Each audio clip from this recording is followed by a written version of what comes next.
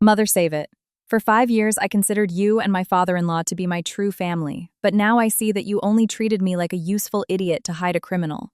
My husband was declared dead 5 years ago, supposedly swept away by a brutal rogue wave during a freak squall on Lake Michigan. Since then, I have honored his memory by attending memorial services in his name, supporting my in-laws, and paying off the massive mountain of debt he left behind when his company filed for bankruptcy. However, while visiting a sick colleague at the exclusive VIP maternity ward of Northwestern Memorial Hospital in downtown Chicago, I couldn't believe my own eyes. My husband, whom I had mourned as dead, was alive and perfectly healthy, holding the baby he had just had with his mistress.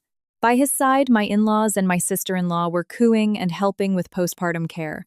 It turned out that his company's bankruptcy and his tragic death were nothing more than a massive fraud scheme to evade his debts and my salary. As a Chicago Police Department homicide detective was the cash cow funding their everyday whims, but they severely underestimated an active duty detective, and my father, a retired CPD deputy chief. The moment I pressed the record button through the crack of that hospital room door, the net of justice was already relentlessly closing in on that entire family. From this moment on, I invite you to witness the absurd 5 years I lived through, and the deeply satisfying moment of vengeance when, in the name of the law, I made them pay for all the damage they caused. If you are curious about my story, don't forget to hit the subscribe button and give a thumbs up to our channel, Lady Justice.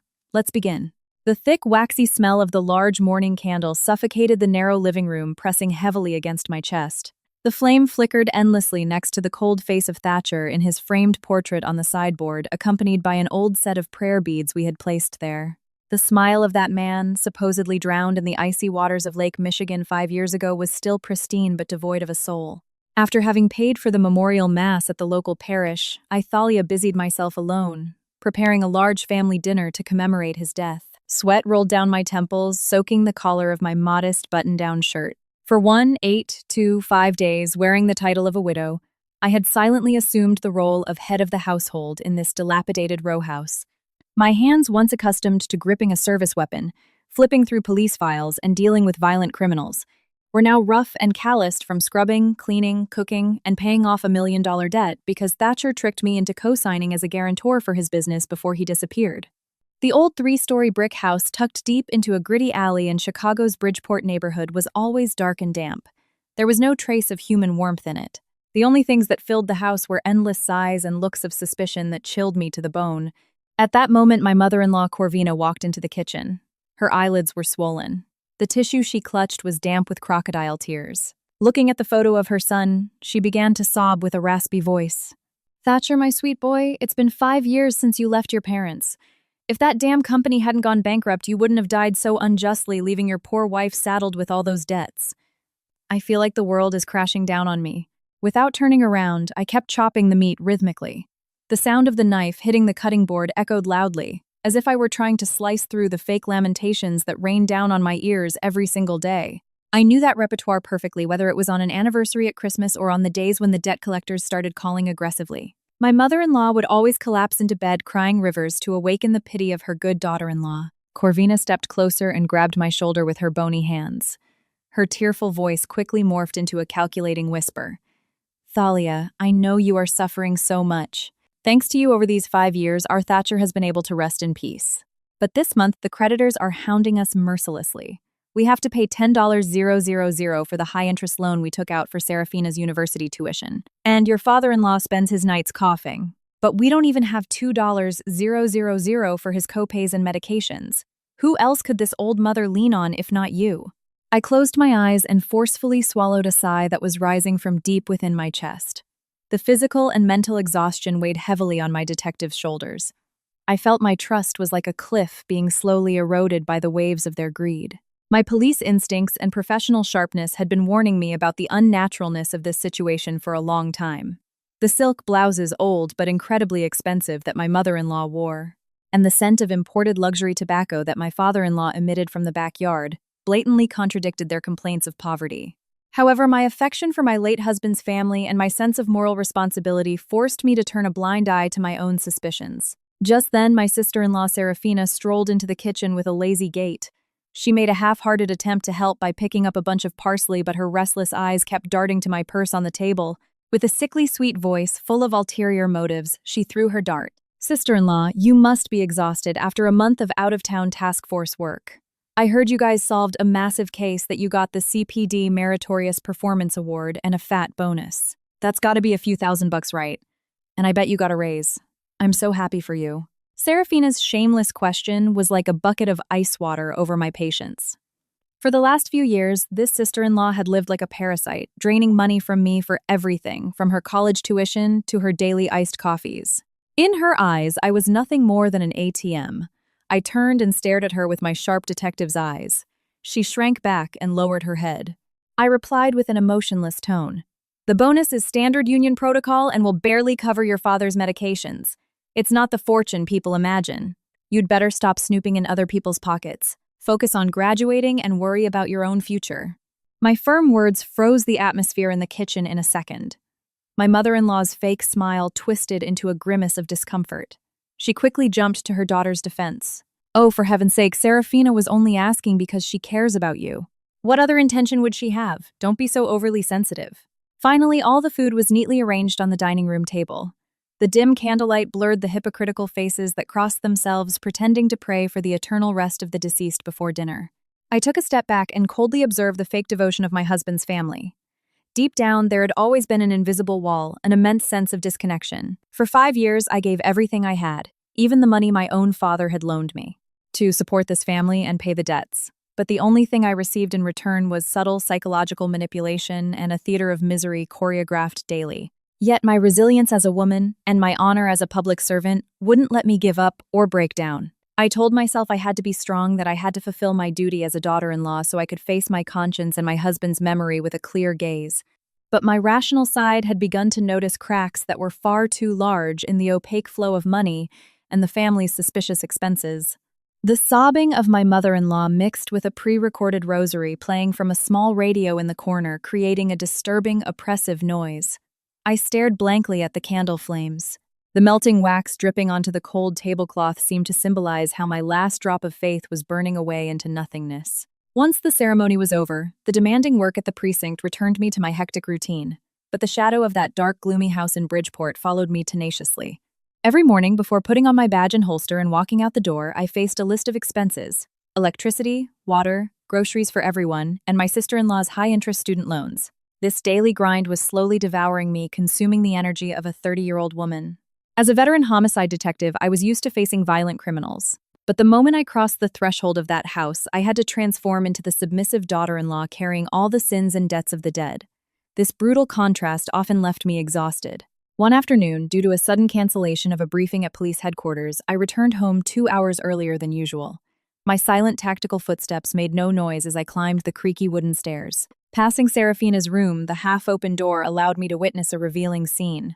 Serafina was standing in front of the mirror, adoringly holding a gleaming crocodile skin handbag. The metallic logo shined under the fluorescent light. My trained eyes, which had dismantled several luxury goods smuggling rings, immediately recognized that the perfect stitching, the texture of the leather, and the flawless structure did not belong to a cheap knockoff. It was a limited edition Hermes Birkin bag, valued at over $20,000. The door creaked slightly from a draft. Serafina jumped and, terrified, shoved the bag deep into the back of her closet. Upon discovering me standing in the doorway, the blood drained from her face. She stammered in a panic. Thalia, when did you get here? I didn't hear you come in. You scared me half to death. I stepped fully into the room and locked my gaze on the hastily closed closet door. I asked in a casual tone, "That bag just now, where did you get it?" "It's beautiful." Serafina smiled awkwardly, wringing her hands nervously. She tried to deflect with excuses. "Oh, the bag, it's just a fake I bought online. It only cost me a few bucks at a flea market stall on Maxwell Street. There were a bunch just like it. I got it to go out with my friends. Where would I get the money for a real designer bag?" I scrutinized my sister-in-law's restless eyes, not missing the slightest twitch of her facial muscles. My detective intuition triggered every alarm in my head. How could a college student, who hadn't even graduated, who begged me for quarters for the CTA train, own one of the most expensive bags in the world? Even if it were a high-end replica, it would cost hundreds of dollars, which still made no sense. I didn't say anything else. I simply nodded in silence and turned around, but the seed of doubt had already taken deep roots. The oddities didn't stop there. A few days later at dusk, while taking laundry down from the second-floor balcony, I glanced down at the overgrown backyard. My father-in-law Gideon, who spent his days bedridden, using his chronic respiratory issues as an excuse, was hiding in the shadow of the brick wall. He looked around, flicked a lighter, and took a deep drag from a cigar. Thanks to the flash of fire in the dark, I could clearly see the luxurious gold band. It was a premium Arturo Fuente Opus X, a luxury smoke reserved for the elite, where a single box equaled the 3-day wages of an average worker. This was the same man who that very morning, coughing dramatically and holding a bowl of watery soup, lamented not having a dime for his prescriptions. Now he was peacefully enjoying a super luxury item in the shadows. I stood petrified in the darkness of the balcony. The cold night wind hit my face, but it wasn't as freezing as the truth beginning to unveil before my eyes. The contradictions and lies between the words and actions of my in-laws were like sharp blades slicing irreparable cracks in the wall of trust I had worked so hard to build over the past 5 years. I had never spared a cent to feed this family. When I handed over all my savings to settle Thatcher's debts and save the honor of his family name, I never kept score. But discovering that they were treating me like a stupid ATM to fund their greed and hypocrisy was something I was not going to tolerate. Late into the night, the 3-story house was plunged into a sepulchral silence. I was still sitting at my desk. The light from the desk lamp illuminated my cold, tormented face. My police mind forced me to review every detail, the suspiciously clean bankruptcy of Thatcher's company 5 years ago, the capital flows that vanished without a trace, and the strangely serene attitude my in-laws showed when their eldest son disappeared. Everything clicked together, like the final pieces of a dark puzzle. The outline of a gigantic fraud was taking shape clearly. I stood up, walked to the window, and looked out into the dark, deserted alley. At exactly 1:00 a.m., the roar of a motorcycle engine broke the silence and stopped abruptly in front of the house. Through the slit in the curtains, I saw Serafina stealthily open the front gate. A night courier handed her a package wrapped heavily in black electrical tape. Under the dim light of the street lamp, my sister-in-law's face reflected extreme tension. She looked nervously both ways to see if anyone was watching, signed the digital pad, hugged the package to her chest, and ran inside, locking the door behind her. I remained clutching the window frame in the dark, my knuckles white from the pressure. My eyes had become icy and ruthless.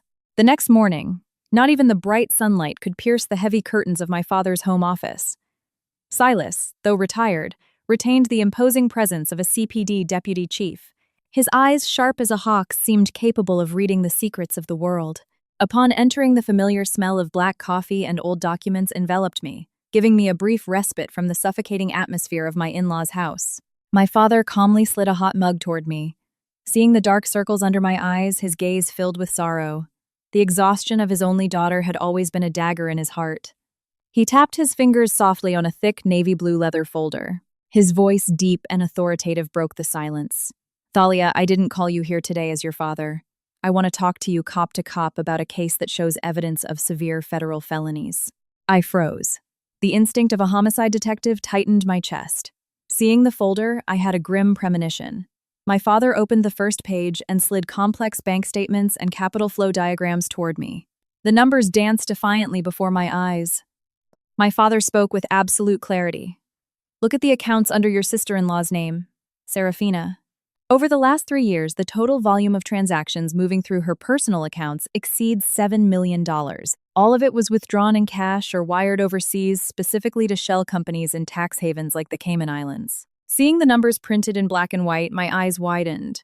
The $20,000 Hermes bag and the midnight black package fit perfectly into my mind. My father turned to the next page.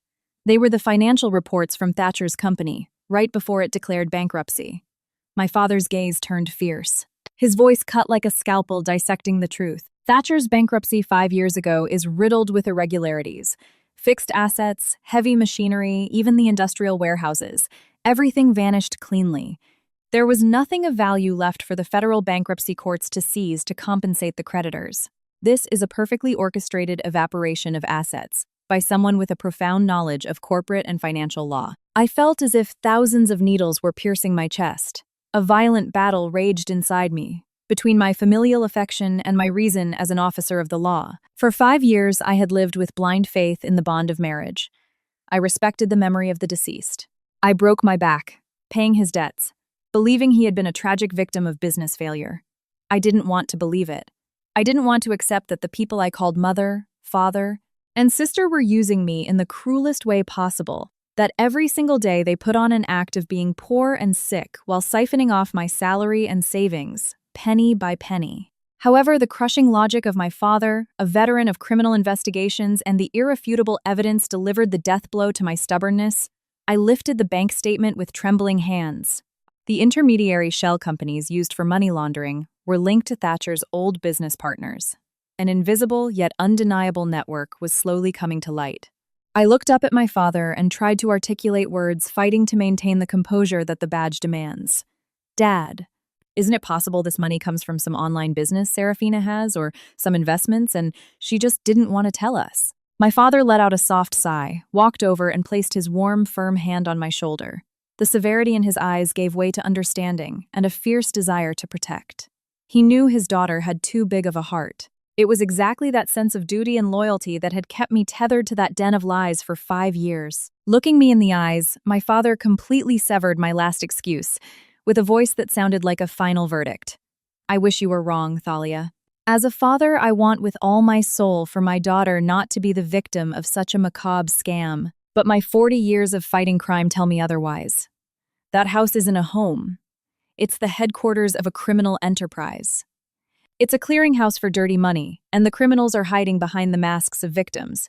You have to wake up. If you don't, that shield you wear on your chest will end up tarnished because of those bastards. The drive out of my father's suburban driveway plunged us into the suffocating heat and traffic of Chicago, but the air inside the car was freezing. Sitting in the passenger seat, I clenched my fists so hard my knuckles were completely white. The millions of dollars in the classified file spun dizzily in my head. The car pulled up in front of the imposing glass lobby of Northwestern Memorial's Prentice Women's Hospital in Streeterville. My father had suggested making a brief stop because an old buddy he'd shared 1,000 battles with was admitted there. I took a deep breath and tried to erase the dark thoughts about my in-laws from my mind. I adjusted the collar of my shirt and followed my father's imposing figure into the bright lobby perfumed with a fresh scent of lemongrass. After nearly an hour sitting by the bed, witnessing the heartwarming reunion of 2 old cops, I stepped out into the hallway for a moment to get some fresh air.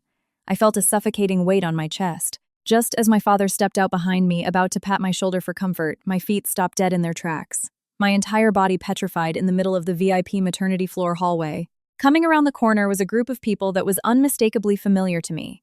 I could have recognized them with my eyes closed. My lazy sister-in-law, Serafina, was walking briskly, carrying a luxurious gift basket. It was the kind of exclusive arrangement only offered to mothers in the highest-tier private suites. Behind her came my in-laws, the very same people who just yesterday complained from bed that they couldn't afford a copay for medicine. Now, both of their hands were full of bags containing newborn items from high-end French and British boutiques down on the Magnificent Mile. But what paralyzed me wasn't the luxury goods. It was their expressions. My mother-in-law's face was overflowing with euphoria, sporting a grin from ear to ear. My father-in-law walked with a vigor that completely belied any terminal lung disease. I quickly ducked behind a large potted plant at the corner of the corridor. I narrowed my eyes and fixed my gaze on the trio, chatting and laughing. The suspicions in my heart reached their absolute peak, transforming into an invisible terror. A cold sweat ran down my spine, making every cell of this active-duty police detective tremble. How was it possible that a family supposedly drowning in misery, surviving off the modest salary of their daughter-in-law, was on the VIP floor of one of the most expensive hospitals in the state, paying delivery bills that equaled my annual salary? Who were they coming to take care of? What child had been born that mobilized this entire victim family to splurge so much money and joy? I glanced out of the corner of my eye at my father. I could see the initial bewilderment in his eyes, but he immediately recovered the icy, sharp gaze of a relentless investigator. The old deputy chief's eyes narrowed into 2 thin slits that radiated a lethal aura. Decades of experience told him that the old fox's tail was finally poking out of the den. My father, without a word, made a gesture for me to stay silent and gave a slight nod. It was an unmistakable tactical order. We had to follow them. Understanding his intent, I pulled out my smartphone, activated the high-resolution video recording, and placed my thumb over the button. All my personal feelings as a wife and daughter-in-law were repressed instantly. All that remained was the pure instinct of a law enforcement officer approaching an active crime scene. The family remained completely oblivious. They were so immersed in their immense joy that they completely ignored the 2 pairs of cold, expert eyes tracking their every move from the shadows. My father and I followed them stealthily until they stopped in front of a heavy dark oak door. The bronze plaque read Presidential Suite 50. I pressed myself against the wall, my heart pounding wildly. The phone in my hand was already recording in high definition. The camera lens pointed directly at the small glass window on the door. The warm light filtering through the glass revealed a scene so cruel it froze the blood in my veins. The man to whom I had dedicated memorial masses, for whom I had prayed, and for whom I had shed infinite tears for 5 years, my husband Thatcher, was standing in the middle of the room completely healthy. He hadn't drowned. He wasn't dead. He was wearing a ridiculously expensive silk shirt, his hair perfectly styled and his face glowing with health, possessing the complexion of a man who enjoys a life of luxury and excess. In his arms, he delicately held a newborn baby, looking down with evident pride. On the VIP bed lay a young, beautiful woman, his mistress smiling triumphantly, like someone who had just conquered a great feat. The moment my mother-in-law crossed the threshold, she ran to hug Thatcher. Tears streamed down her wrinkled face. But this time they weren't the fake tears she used to beg me for money. They were tears of pure devotion, from a mother to her adored son. Sobbing, she exclaimed, "My boy, my poor baby, how you've suffered hiding abroad these last 5 years. But now that the company's bankruptcy in the States is finalized and the statute of limitations on the debts has expired, you can finally come back to freely enjoy the family's first grandson." Thatcher let out a loud laugh. He gently kissed the baby's forehead and looked at his mother with sheer arrogance. "Don't worry, Mom. I had it all meticulously planned.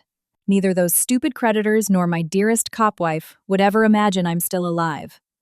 Serafina, standing next to him, chimed in with a smile full of malice. She gave her brother a playful punch on the shoulder and bragged, "Relax, bro. All the money you wired from your offshore accounts into my name, I've already pulled it out in cash and invested it in luxury lake houses up in Lake Geneva and Galena. I laundered all of it without leaving a single trace. Nobody will suspect a thing. That old hag of a wife of yours is still breaking her back working extra shifts to pay off your debts. You gotta love how stupid she is." My entire world collapsed in a fraction of a second. I went deaf, feeling as though a giant sledgehammer had struck my head. The last 5 years of my youth, my dignity as a woman, the absolute love and trust I had given to Thatcher, all of it transformed instantly into a filthy comedy. I had been turned into a cheap tool, so this family of scumbags could laugh at me behind my back. I had turned down opportunities for happiness. I deprived myself of eating out and buying nice clothes just to pay off a fraudster's debts. And all the while he was rolling around with his mistress, siphoning off millions and fattening up his family of parasites. My chest tightened and a piercing pain as if my heart had been skewered left me breathless. My legs trembled so much I could barely stand on the cold hospital floor. Tears of rage and betrayal welled up in my eyes, but the pride of a homicide detective wouldn't allow me to cry or break down in front of these cowardly criminals. I ground my teeth so hard my gums bled. The rage was burning away my rationality. The hand holding the phone was shaking violently. Just at the moment I was about to kick the door open and tear those hypocrites apart, the firm, warm, and powerful hand of my father gripped my shoulder. The ex-deputy chief's eyes were hard as stone, radiating the icy light of the law's ultimate punishment. My father looked at me and said with a deep, unforgiving voice, "Calm down, kid. Keep recording. With this amount of evidence, we have more than enough to pull the whole net up." My father's words were like a bucket of ice water over my madness, returning to me the indispensable coldness of a cop. I took a deep breath and forcefully swallowed my tears of rage. My finger pressed firmly on the screen, capturing every piece of evidence and every line of dialogue detailing the fraud and money laundering of Thatcher's family. The roar of the car engine echoed as we left behind the luxurious grounds of Northwestern Memorial and its filthy VIP maternity suite. Sitting in the passenger seat, I gripped the fabric of my tactical uniform pants, completely motionless. A cold sweat beaded on my forehead and slid down my chin. The interior of the vehicle was suffocatingly silent. The only sound was the wind filtering through the crack in the window and the wild heartbeat of a woman who had been robbed of 5 years of her life in the cruelest way imaginable. But I didn't cry. Not a single tear fell on my hardened face, which was now as cold as steel. The agonizing pain was instantly compressed, transforming into the calculating, lethal energy of a police officer facing a criminal syndicate. My gaze was fixed on the horizon, narrowed into a laser beam of pure rationality. I knew perfectly well that showing weakness or sadness in this moment would be an insult to the badge I wore. My father, without taking his eyes off the road, kept checking on me through the rearview mirror. He knew his daughter's silence was the prelude to the storm, the preparation for a ruthless, no-holds-barred counterattack.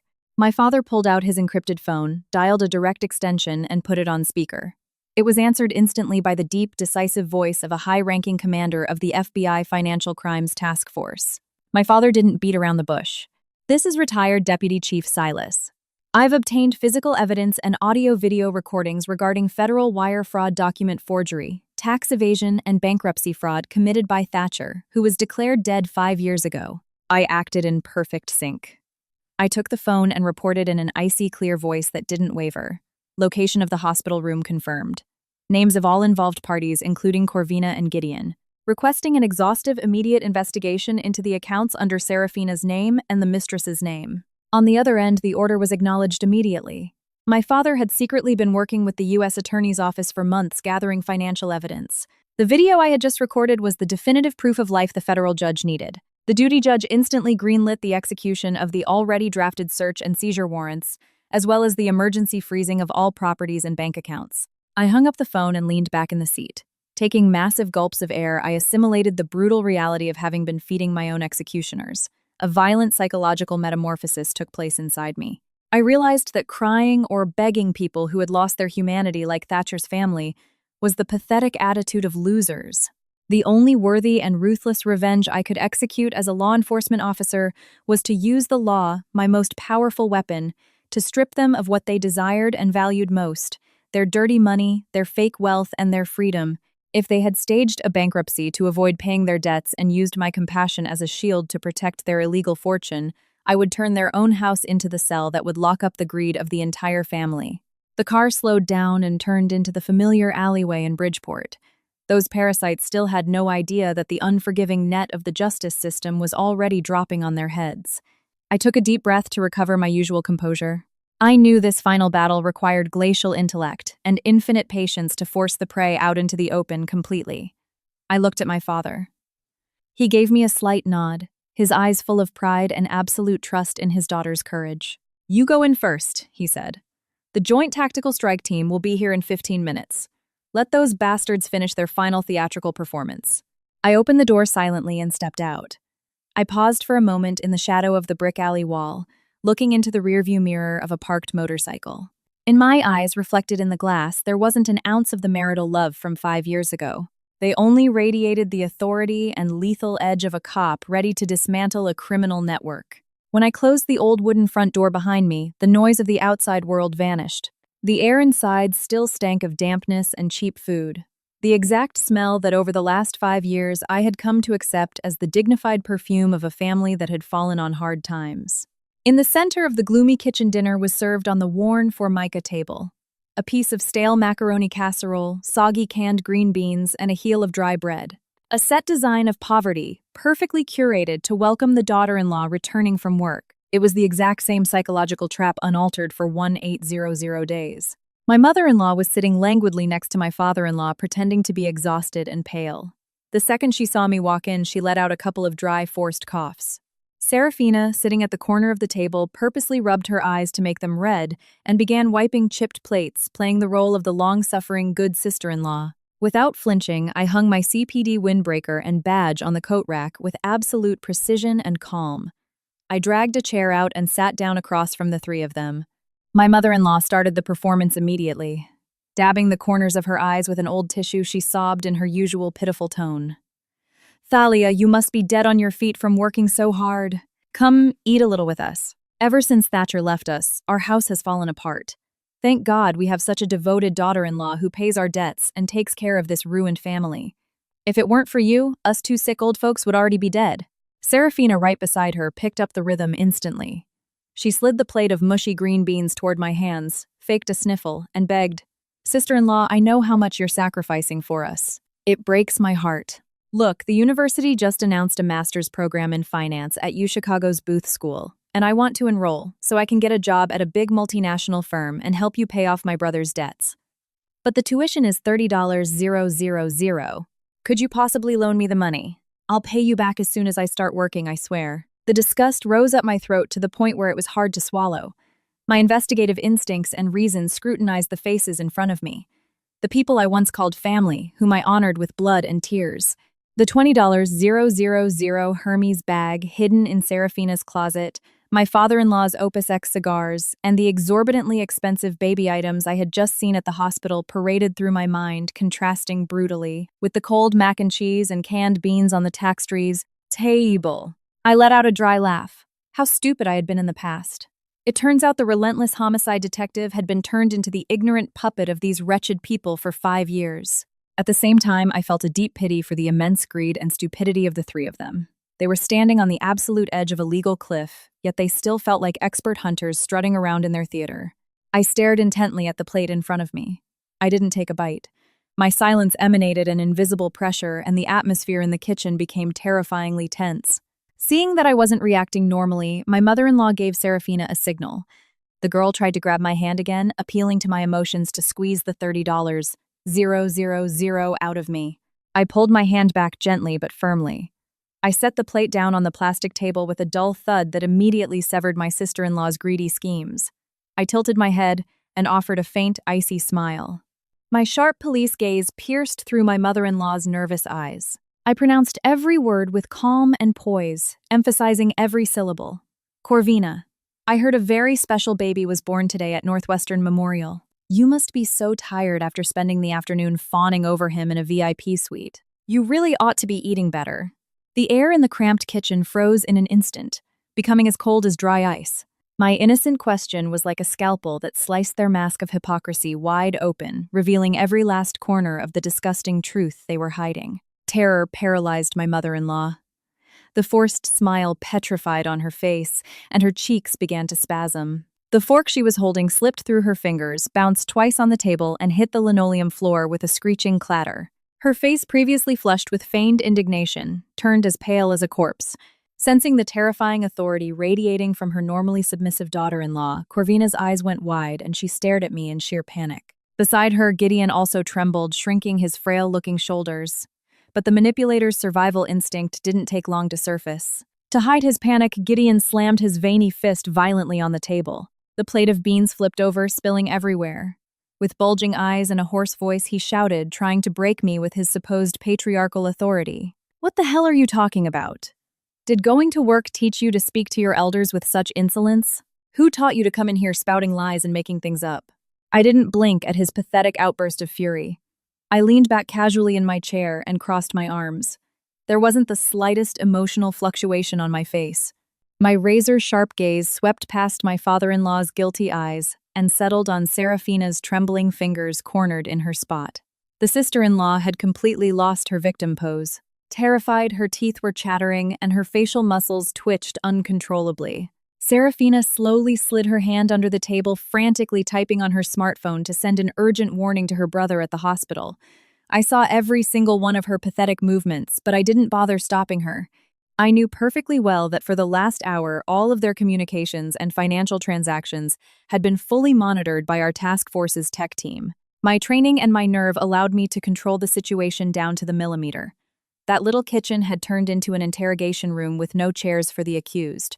I calmly watched as those who previously thought themselves master hunters now gasped for air like fish caught in a net. My heart was like that of a veteran trapper who, with crossed arms, looks down at the beasts falling into their own pit, cold and unforgiving.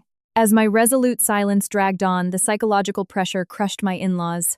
Finally, my mother-in-law clutched her chest. Breathing heavily, she barely managed to find her voice in one last desperate attempt to justify herself. Thalia, don't blame us for neighborhood gossip. You better than anyone know this house is buried in debt and misery. Where would we get the money to go to such an expensive hospital? You shouldn't say things like that lightly. I let out a condescending laugh. It was pathetic to watch her try to piece together a shattered mask under such circumstances. I didn't argue or offer explanations. I simply shot Serafina an icy glare. The sister-in-law, consumed by panic, lost all strength in her hands and dropped her phone onto her lap. Seeing that the situation had completely escaped his control, Gideon lost his nerve. The silence of his daughter-in-law sounded like a death sentence to him. He desperately wanted to flee this harsh reality. He jumped to his feet, shoved his chair back violently, and pointed a trembling finger at me, screaming at the top of his lungs in an attempt to kick me out into the street through intimidation to cover up the horrible truth. Get the hell out of my house right now! We don't need a disrespectful daughter-in-law who gets up in her in-laws' faces demanding explanations. Get out. At that precise moment, the heavy wooden front door was thrown open by a violent shove from the outside. An intense beam of tactical flashlights burst into the dark kitchen. The rhythmic, heavy thud of tactical boots flooded the room instantly, silencing Gideon's belated resistance. Leading the formation was the special agent in charge of the FBI Financial Crimes Task Force, an old colleague of my father's. The imposing presence of federal authority seemed to illuminate every corner of that house built on lies. Behind him, agents and CPD detectives stood dead serious with severe, sharp faces. In the SAC's hands was a thick folder and an emergency search and seizure warrant crowned by the red seal of a federal judge, while my father observed the scene from the threshold with a gaze of steel. Seeing them, Corvina collapsed back into her chair, pale with terror. The tissue fell from her hands. Just at that moment, a loud noise came from the room leading to the back door. The metallic sound of the doorknob being frantically rattled denoted extreme desperation. Out of the shadows emerged Thatcher. The expensive silk shirt he was wearing that morning at the hospital was wrinkled and his hair stuck to his forehead with sweat. He had sensed the danger, and trying to slip in through the back alley door, he intended to grab his passports and stash of cash to flee again. But he was unaware that the alley, the brick wall, and every single access point had been completely cordoned off by federal agents minutes ago. He stopped dead in the doorway, staring in disbelief at the brass on my father's uniform and the tactical gear of the agents. His face paled in an instant, turning the color of ash. The knees of this fraudster trembled violently until they gave out, and he collapsed onto the cold linoleum floor. He was panting in a state of utter humiliation. The imposing force of the law fell like an invisible sword on these slippery criminals who had hidden for 5 years. My in-laws finally understood the cruel reality. The submissive, resigned daughter-in-law was in reality the solid steel cell that was now suffocating them. I was no longer Thalia the victim, harassed by debt at a filthy table. I was the homicide detective, standing tall, watching the collapse of their empire of lies. In my eyes, as I looked at Thatcher, there was no trace of our marital bond or nostalgia. There was only the coldness of a law enforcement officer facing a dangerous felon. My absolute silence was more lethal than 1,000 insults. It proved that my tolerance had expired. The time had come for those who sowed the wind to reap the whirlwind. My father stepped forward, towering over the man on the floor. His stony gaze exerted such pressure that Thatcher didn't even dare lift his head. My father slowly opened the folder and with a sharp voice read aloud. His words echoed loudly in the ears of everyone present. Thatcher, you are under arrest for federal wire fraud, document forgery, tax evasion, and bankruptcy fraud. The cold, metallic click of handcuffs cut through the gloomy air of the house. 2 agents quickly moved in and cuffed Thatcher's shaking hands behind his back. That sound was the trigger. It ignited Corvina's final, desperate resistance. The woman who a second ago was pretending to be in a state of shock in her chair suddenly acquired the frantic strength of a cornered beast. She lunged like a madwoman toward her son, grabbing his shoulders and pushing at a federal agent to protect her beloved boy. She howled miserably, spilling a sea of snot and tears over her wrinkled face. She looked at my father with eyes bloodshot with hate and spat. Do you want to kill my son? He barely escaped death to come back home. How can you be so cruel? My mother-in-law's gut-wrenching screams echoed in the kitchen. Her cowardly husband, facing down the guns and the blue and black uniforms, kept his head down, humiliated and unable to articulate a single word. I stood up forcefully. The energetic movement caused the plastic chair to tip backward and crash against the floor with a loud bang, drawing all eyes toward me. The trampled patience of a woman and the repressed pride of a police officer for 5 years finally exploded like an unstoppable force of justice. Without a second of hesitation, I threw the thick bank statements and reports proving the money laundering onto the plastic table, abruptly cutting off my mother-in-law's cheap melodrama. The sound of the file slamming onto the table echoed like a slap across the face of all their lies. The diagrams of the dirty money flows and wire receipts flew out, landing on top of the sad macaroni and scattered beans. In my heart, there was no longer any room for warmth, pity, marital ties, or familial loyalty. 5 years of my youth, everything I sacrificed to support them, pay their debts, and endure their suspicions had morphed into a devastating federal indictment. I stood as tall as a judge in a courtroom, my gaze piercing my mother-in-law's terrified face and my father-in-law's broken figure. Every word that came out of my mouth was clear and concise, crushing their psychological defenses and completely stripping them of the selfish, greedy nature they hid under the concept of family. I took a step forward. The distance to the mother-in-law, who daily complained of her poverty, shrank to mere inches. I looked directly into her panic-stricken eyes. My voice was low, but it held so much authority and coldness that even Serafina curled up in her corner, grabbed her head trembling with fear. Keep quiet, Corvina. For 5 years, I considered you and Gideon to be my true family. But now I see that you only treated me like a pawn to hide a fugitive. My firm words boomed through the small kitchen, completely muting my mother-in-law's final howl. The room was permeated by the terrified gasps of the family and the imposing silence of the federal agents surrounding them. I remained standing, not taking my eyes off the ashen face of my sister-in-law huddled in the corner. I took another step and tapped my finger on the report containing all the evidence of her crimes. The detective's voice rang clear, dismantling the entire fallacy of their supposed wealth. Did you think that diverting assets through Serafina and the mistress offshore and laundering the money was the perfect plan? Allow me to inform you. As of 1,500 hours today, every single bank account and investment fund under Serafina's name and Thatcher's mistress's name has been emergency frozen in cooperation with the FBI and the Federal Reserve. Hearing this, Serafina's eyes widened to the size of saucers. Her hands lost all their strength and she dropped her phone onto the wet floor. The screen shattered into pieces, just like her dreams of wealth. Without stopping, I locked my eyes on Gideon, pointing to the preliminary injunction document stamped in red. I addressed the man who, for years, pretended to be a sick old man, with absolute clarity. And it's not just the accounts. The lake houses up in Lake Geneva, bought under Serafina's name. And even this very 3-story row house have been slapped with an emergency federal lien to compensate the victims. Thatcher defrauded 5 years ago. You will walk out of this house empty-handed, with the exact same poverty you spent years acting out in front of me.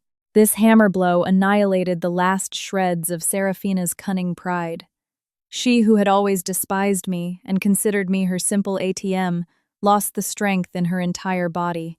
She collapsed onto the floor, dragging herself to my feet and clutching the fabric of my tactical pants with trembling hands. Her desperate, pathetic cries flooded the room. "Sister-in-law, please, please. I was stupid. I only did what my brother ordered me to do.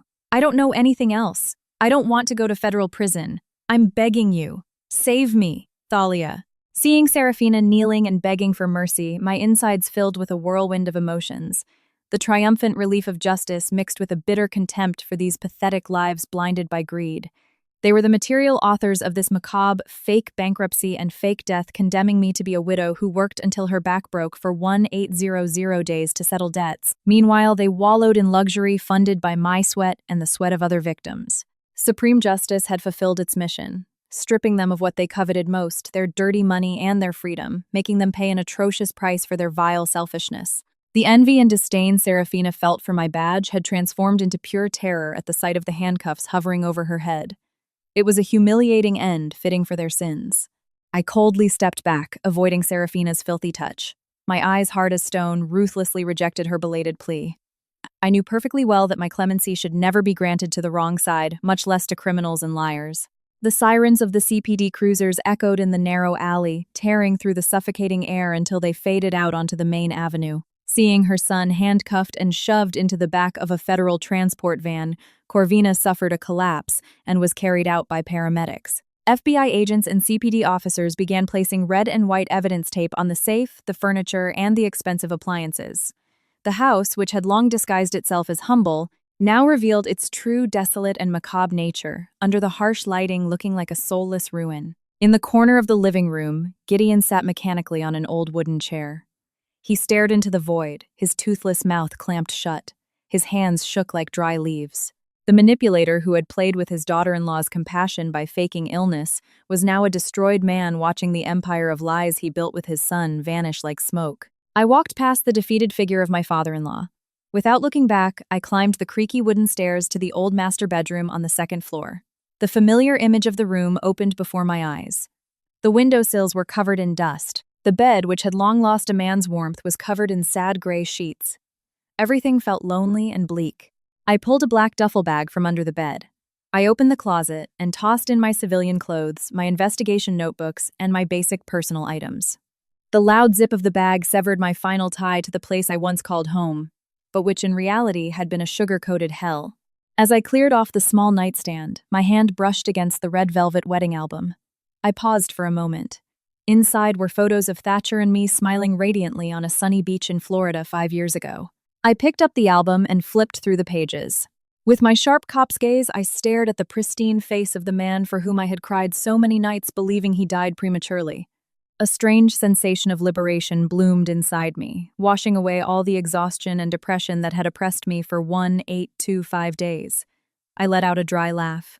My old naivety and stubbornness, which had made me the perfect shield and the golden goose of a dirty financial scam, now seemed ridiculous to me. The weight of the debts, the false sense of moral duty, and the illusions of my unconditional love had been entirely stripped away. I felt as light as a feather caught in the updraft after a storm.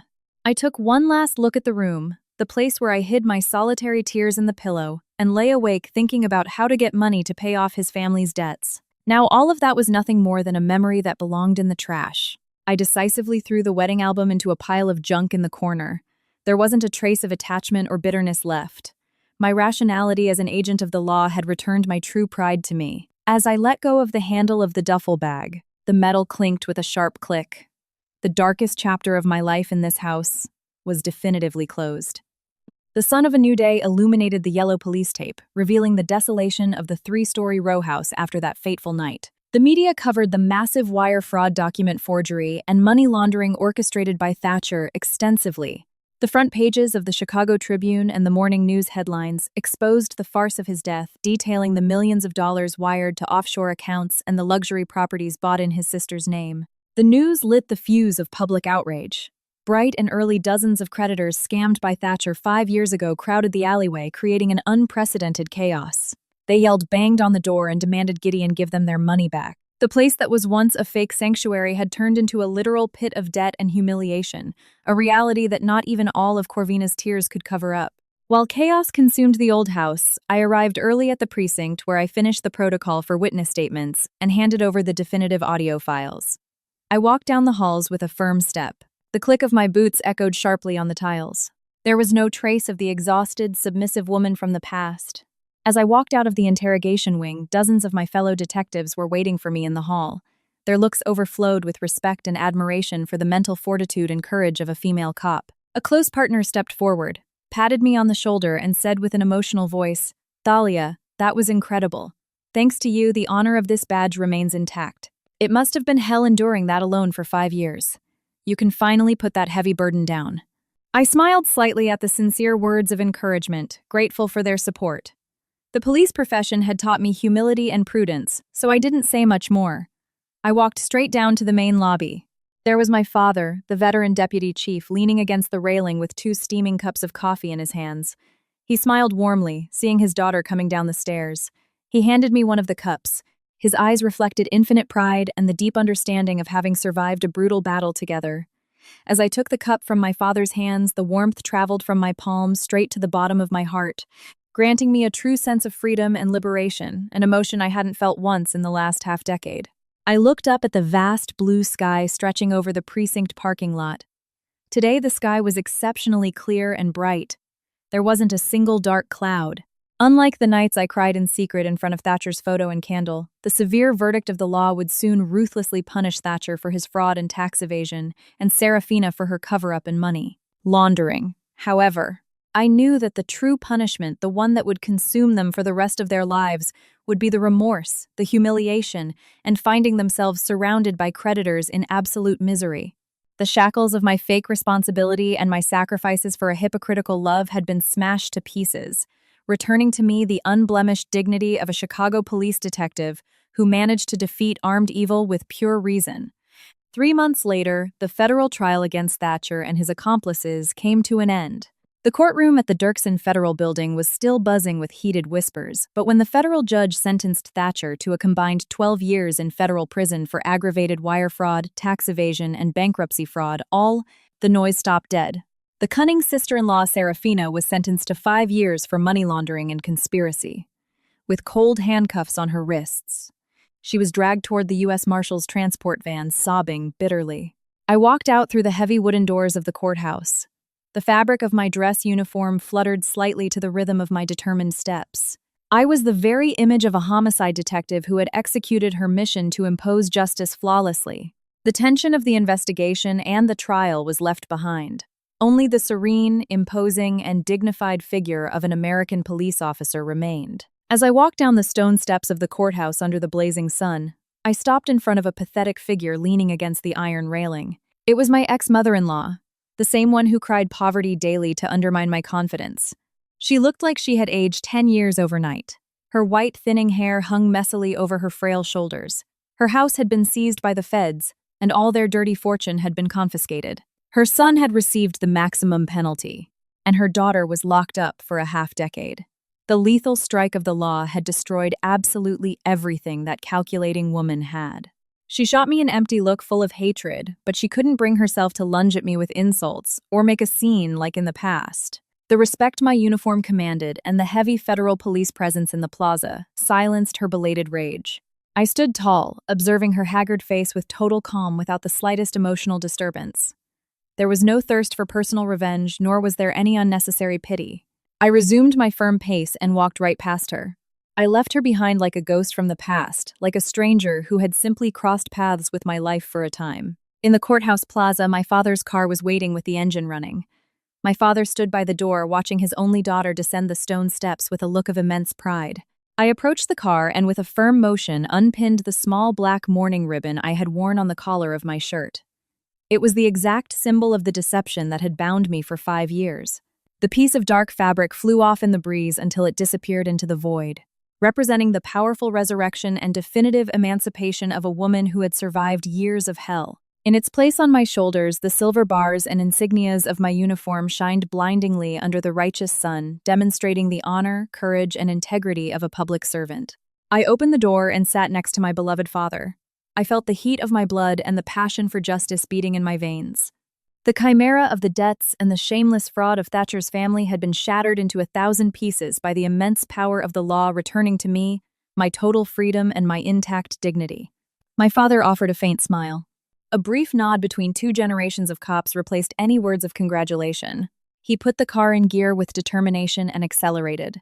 The vehicle cruised down the wide avenue, heading toward the radiant sun rising over the horizon. Waiting for me there with open arms was a completely new chapter of life, free and overflowing with pride. 6 months after the trial, the fervor of those intense days had completely dissipated, and the freezing winds of early Chicago winter began to blow. The 3-story row house in Bridgeport, once a theater of lies and feigned poverty, was finally auctioned off by the U.S. Marshals, and the funds were distributed to compensate the victims Thatcher had defrauded. The police tape was removed, but my in-law's surname was erased from the neighborhood forever, remaining only as an indelible stain in the neighbors' gossip about the price of greed and betrayal. In the federal penitentiary in Terre Haute, Thatcher sat motionless behind the glass of the visitation room. His body, swallowed by a baggy inmate uniform, deteriorated day by day. His 1-2-year sentence with no possibility of parole had become the iron bars that would lock away a fake man of success. In the federal women's camp, Serafina was also serving her 5-year sentence, going through long days of regret behind bars. Her old envy and parasitic habits had now transformed into tears of repentance shed on a cold concrete floor. After suffering a severe illness, Corvina survived day to day in a gloomy rented room on the outskirts of the city.